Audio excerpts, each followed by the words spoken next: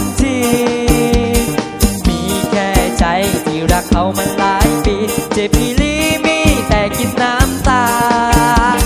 เขาไม่รู้หรอกว่ารักมันมีค่าจึงมอบให้หยดน้ำตามาช้า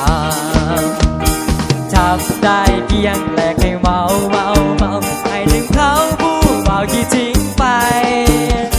เมาจนเซกายย้อนให้มันหลายใจคือเหตุใดหัวใจเจ้ามีบอกเปิดเพลงอกหักดังๆแล้วสาดดีกี่ลงคอคือจบไม่แค่นี้พอโอ้ยบอกเข้าใจนั่งอยู่ศาลาพอหมาตัวหนึ่งทำซึ้งความกับดึงเบลงคอไปบอกหักกะสร้างแม่มันทอมือที่ขอเมาให้พอให้ดื่มเขา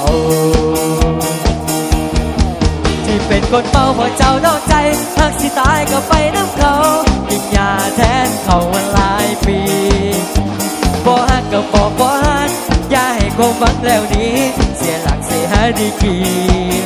มีแฟนหลายใจศาลาคนเมาถ้าวันข้างในคือคิงหลายเมื่อใจมันหาวโซเมาให้ลืมผู้เบาที่เขานอกใจแค่มาเขาหลายใส่หัวไปร้อนแค่เป็นโสดคงพอถึงตายคืนนี้ยาวๆกันไปแหล่งพักใจคือศาลาคนเมา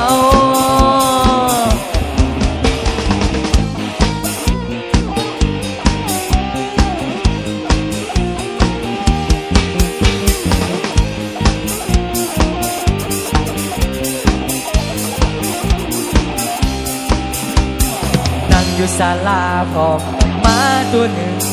ทำซึ้งพร้อมกับดึงเบลงคอไผบ่หักกะสร้างแม่มันทองขอเมาให้พอให้ดื่มเอา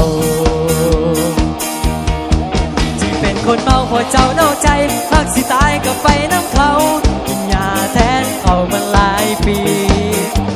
บ่หักก็บอกบ่หักอย่าให้ความหวังแล้วนี้เสียหลักเสียหาดีกรีมีแฟนหลายใจ